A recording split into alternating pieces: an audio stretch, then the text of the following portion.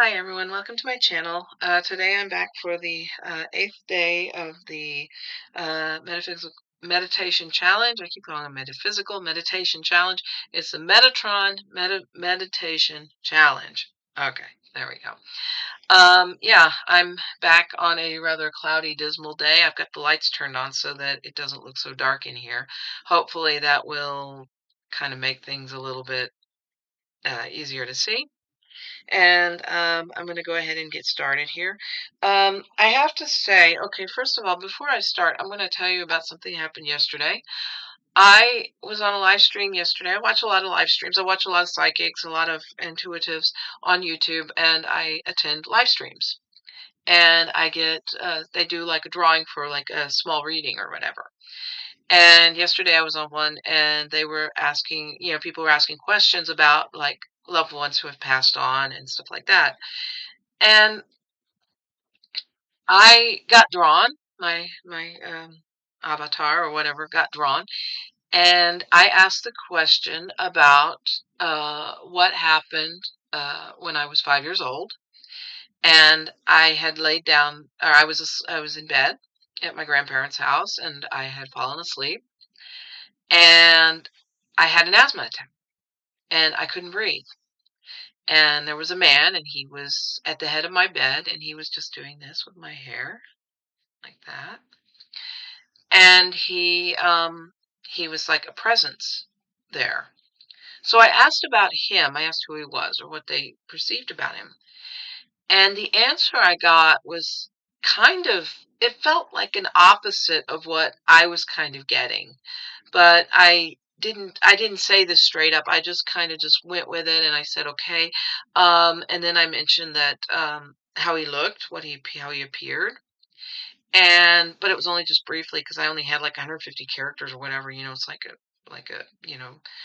for the chats for the YouTube. It's you can only have like so many characters, and so I had to like keep it brief so that they could. So I mentioned this and I said that had I mentioned that he had like the Jesus hair. I always call it the Jesus hair. Jesus hair is like the longer shoulder length type of hair, wavy. My grandparents were Mormon and they had these pictures of Jesus in their house. So it was always like, okay, then I identified it with that. So that's how I kind of described him in that sense. I said, well, yeah, he kind of like had the Jesus hair. He was clean shaven, but he had the Jesus hair. And they said, well, as a younger person. So then they said, well, an ancestor can show themselves in any way, that they wish. So after the live stream ended, I had more questions than answers actually. And I loved what they said. I thought it was really interesting. I thought it was kind of an interesting take on it. But I was like kind of confused about it because it was like because what I had gotten was my guides. One of my guides was Nigel, who was there. So I decided to take this up with him today. And so that's what the meditation started to be about. But it was also about an area of human conditioning called trust and about trusting people. And I have a very difficult time trusting people. It comes very difficult to me because I've been hurt so many times by people who I thought I could trust that I couldn't or that I shouldn't have. And so I'm learning to listen to my guides when it comes to this issue because it is something that is really kind of difficult. But at any rate, so that's what I've got. So I'm going to shift myself a little bit. There we go. And I'm going to get started on this. So this is day number 8, and it's January 18th, 2026. And here we go.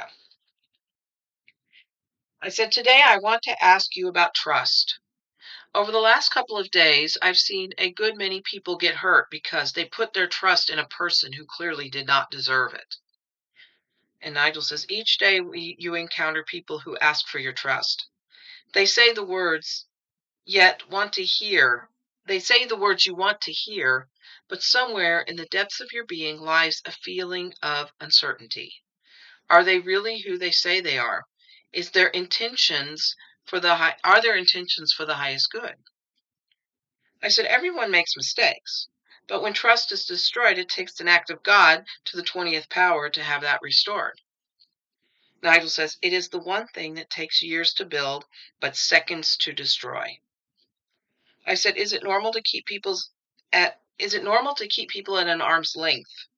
I mean, when I found that Facebook group some 13 years ago, I remember how hurt I was by the person who said all the right things, got me to trust her, only to snatch the whole group away from me. The experience truly brought me to a point where I did not feel inclined to put too much faith in and trust into anyone. Then about 8 years ago, I started to support a politician who talked about aloha and the notion of being kind, only to discover that she was a viper. Nigel says, people prey on those with good intentions. They strive to vary those who feel certain ways. It is the same as your questioning what you heard last night. I said, it wasn't like I was looking to question someone's abilities, but it turned into that. The concept of trust now has even more pronouncement than anything else. Nigel says, you're trying to find answers. You don't yet know all of them, specifically what happened when you were a child. Let us go into that in such a way that you can understand what you were told. First of all, the notion of ancestors is not just implying your earthly relations, but it does have back into, it dates back to a kindred spirit. You and I are kindred spirits, Yvette. You saw me in such a way that shows your innocence back then. You were alone in a drab room, drab in the sense that it felt lonely to you. You had about 10 minutes with me present, and you showed me that you were scared. Not being able to breathe is frightening, but you were a small child, and as a small child, it is terrifying. So what you experienced that was that time frame of being completely alone. What you saw of me was the perception of a little girl, someone who feels that in that instance, if I was too much like images you had seen before, if they were, you would have been even more afraid. I wanted you to see an image that exudes comfort, calm, and that helped you to get through the night. I said, Nigel, what exactly is implied by ancestors? Is that a way of describing family that has crossed over? Nigel says, again, no. Ancestry is not your immediate relations. It is, in fact, about an older feeling of connection. You came with a situation believing that all things have labels. They are all encased in this notion that your great-great-grandfather twice removed was with you. But the reality is all spirits are infused with the light. It is merely a conscious choice as to whether or not one embraces that ancestral light. So in essence, the psychics from that live stream were speaking the truth. The ancestral bond was what brought me to your side. But it is a sense of familiar connection. Let me see if I can explain this in a way that makes sense to you. All spirits in their ethereal form are of the light. That connects each one of them to the other. When you experience a connection with another person, it is your light connecting with their light. When the connection ends, it is generally because one or both of you walk away from the idea that their light is connected. You had walked away from the light of other people, and they have walked away from your light. It is nothing bad about you or them. It is like when a friendship ends because it stopped serving the people involved. When you see the light in others, then you open yourself up to them seeing the light in you. If that light becomes too bright, they can either shield their eyes and block the light or turn away. So in terms of ancestral energies or the essence of a connection between you and me, the answer is absolutely. The essence of this is a strong force that exists between us, and they see it and interpret it as the family or as an ancestor. Do you see what I'm saying? I said, yes, the connection goes beyond the light, beyond the labels. We are able to see our bond as either human labels or just as is, right? Nigel says, yes. Now let's return to the notion of trust because, believe it or not, the ideas are rather similar in terms of connection. When you put your trust in a person, it is the idea that you are connecting on a spiritual level. What happened recently was not just a breach of trust, but in essence, betrayal. I said the person in question really does not deserve to be named, does not really deserve to be named. And Nigel said, then we will not name him. We will merely discuss what he did to destroy not only your trust, but the trust of so many other people. When a person has done something, has treated another with disregard, they can either say they are sorry or double down. This goes into the notion of half-hearted apologies or thoughts about building another's trust with unethical voices moving forward. That is what happened.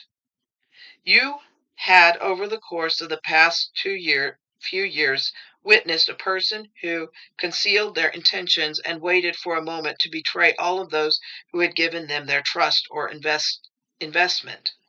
The trust is now shattered. They have burnt their bridges, and no one who has twice been thrown to the wolves will ever be able to regain that trust. The words mea culpa now mean nothing because they were just a front. I said, it feels like someone who got too big and must now fall. The large channels that resorted to hyperbolic words and clickbait are now looking at what they had built and losing some of it. Nigel says, it is a house of cards. The entire thing with plaques, awards, and larger than life channels show just how it changes people, makes them into something they are not. Not all of them end up going down that particular path. But keep in mind what often happens when people become too big, too large, too massive. One fine day, they realize that in order to become so large that it takes a part of their humanity away, the hope to have a huge following, 5, then 10, then 100, then 1,000, suddenly it becomes an addition of having more and more to reach, more and more a reach. Somewhere in all of that, people were left trying to balance what their initial goal was in order to attain something new that is happening around them. I said, I noticed that with all the clickbait titles and capital letters and words, it suddenly felt like integrity had taken a back seat to wanting more and more and more. Having more or being the biggest, the best, having the largest reach, and saying that this is how many people watch my videos, catch my live streams, then people started these channel memberships, and I felt drowned in the whole thing. If I had bought a membership for every channel I watch, I would have nothing left. I just feel as though the whole concept of sharing has fallen into this thing of making money. I know that some people do need it to survive, but these channel membership stuff have really turned me off. Then I see videos that might be interesting, and then they say for members only. If I'm not a member, why is it that they show up on my feed in the first place? That is where I am in all of this. The fact is, some people are getting burnout, and it is understandable. Nigel says, in a word, you do not like the culture of this. You do not like the idea that all of this is about pretense, about conditions, and not about the simple idea that people used in starting this in the first place. Is this why you don't promote your channel? And I said, yes. I don't want to go into the idea of if you can't beat them, join them. I am completely unable to do self-promotion. I do something that I think anyone can do, and if they get something out of it, then great. Nigel says that was the intention in the first place. Perhaps one of the greatest takeaways to all of these things is the internal knowing that if what you are doing or watching or participating in or doing are things that are bringing you the most joy, then they should continue. If you are seeing someone who has embraced the notion that perhaps they have erred, then listen to the voice of spirit. It will tell you if the person in question is someone with their words, is sincere with their words. One of the biggest problems that people face is the unwilling to see through the charlatans or recognize the willingness to reconcile with them. Forgiveness does not equate to trust, just as trust broken does not equate to emotional forgiveness. The act of that can be broken in a split second, but obtaining the trust of another can take years, maybe even a lifetime. That is where you stand. You may forgive this man for his betrayal, but would you ever trust him again? I said, no, I wouldn't. I also feel a bit sheepish for having believed in him in the first place. Nigel says, that is where the distinction lies. I know that you want to believe in the good of people, but you can always look within to find if said person is one to believe in or trust. When the energies are dark and foreboding, then you will have your answer. That is how the universe works. In the future, you will be hesitating when new people enter your life. It is about the lessons you have learned today and the impact of tomorrow. One fine day, the truth will emerge. It is going to, no matter what anyone does to conceal it. What you will have to know is whether or not the events will validate what the universe has shown, or if you choose to ignore the warning signs. You will always know because the words will resonate inside of you, and because you are, dare I say, awoke. You will know beyond any doubt that it will ring true if it is. Just remember, it is not your task to break yourself over the coals for not seeing the dishonesty in the man. You see it now, and will take everything he said with a huge grain of salt. It is his task now to recognize his mistakes, and if he wishes to be trusted again, it may, in fact, take him a lifetime to regain that trust. I said, I honestly don't see it happening. Nigel says, that's a discussion for another day. And I said, yes, clearly. Thank you, Nigel. That's where we stop. So yeah, I noticed that last night during the live stream, and I noticed it as I was just scrolling my feed about all of the stuff that's going on, and I noticed that a lot of people were feeling very, very burnt out with all of this. One of the intuitives that I watch frequently is taking a break, which I don't blame him a single bit. Um, And I noticed that a lot of other people are feeling the same energetical pull to basically complaining to these YouTubers who are using hyperbole or using clickbait to get their videos out there. That is something I will never do. I will never use anything to try and draw people in. If people want to watch the video, they'll watch the video. If they don't, then they don't. It's as plain and simple as I can get. If you like what I'm doing, great. I'm happy that you do. If you don't and you move on, then that's okay too. But the one thing that I will never do is I will never lie or say something that is not true. At least not true to me, because this is all just, this is all one perspective here. But I will never try to deceive people into doing something that they don't want to do. If they want to subscribe, they can subscribe, and I thank you for that. If you want to leave a message in the comments, please do. I read all of them. I may not always be fast in answering them, but I do read them all. And if you want to like the video, if I said something that made sense and you liked it, then please, by all means, like it. But I'm not forcing anybody. And I'm not saying that you have to do this or you should do this or blah, blah, blah, blah. I'm just saying that when people watch a video, they want to hear the truth. If it's a news video, if it's a video that's conveying news, then it should convey truth. And that means back up whatever assertions that are made with actual fact.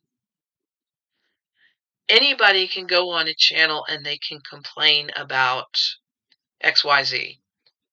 They can complain about politics. They can complain about sports. They can complain about entertainment. Anybody can do that. But if you are a news channel, or if the channel is a news channel, then maybe report the news with backup information to back up what you're saying and what you're reporting on. But if you are just going and spewing your opinion about a certain person and you don't like, then don't use clickbait to try to draw them in. Just use your honest sincerity and create something that is beautiful and worth coming into. That's what I want to do. If what I'm saying is resonating, then I'm very glad that it does. But if what I'm saying is considered to be clickbait, then I feel like that I have failed in what it is that my intentions are and what my little corner here is actually designed to do. So that's where I'm at on all of this, and that's why I discussed with Nigel all of these things I discussed. And this is something that has been bothering me for quite some time now. And I've been reading postings on other news YouTube channels, and I'm noticing that a lot of other people are feeling the exact same way. So it makes me feel like that I'm not just banging my head against a wall, not literally, but but it makes me feel like that I'm not so alone in all of this because there are a lot of people who feel exactly the same way as I do. So I hope that this makes sense. I hope that what I'm saying actually, makes sense. I don't usually go off onto a tangent about stuff like this, but I just feel like that it was something I needed to say because I really feel like that this is having an impact on not on my viewer numbers because it really doesn't bother me. It doesn't really matter to me uh, if I get 1,000 views or just five. It doesn't bother me. But what does bother me is that when people have that large reach and they use it because they want more and more and more and more, and to me it becomes like an addiction rather than like an actual heartfelt intention of going in and just telling people what you feel, what you think. And so I don't have to go into the fantastical world of make believe. Fred Rogers just screamed that in my ear. But well, he didn't scream, but he said. And you don't have to do it. And you can discern where you want to spend your time. If you want to ignore these clickbaity things, or if you want to just um, subscribe to channels that don't do that and just give you straight up news, facts and information that is for your better, higher good. So that's where I'm at on that. So thank you very much for listening. If you made it this far, bravo. And I'll see you tomorrow, the next meditation. And take care. And as always, namaste.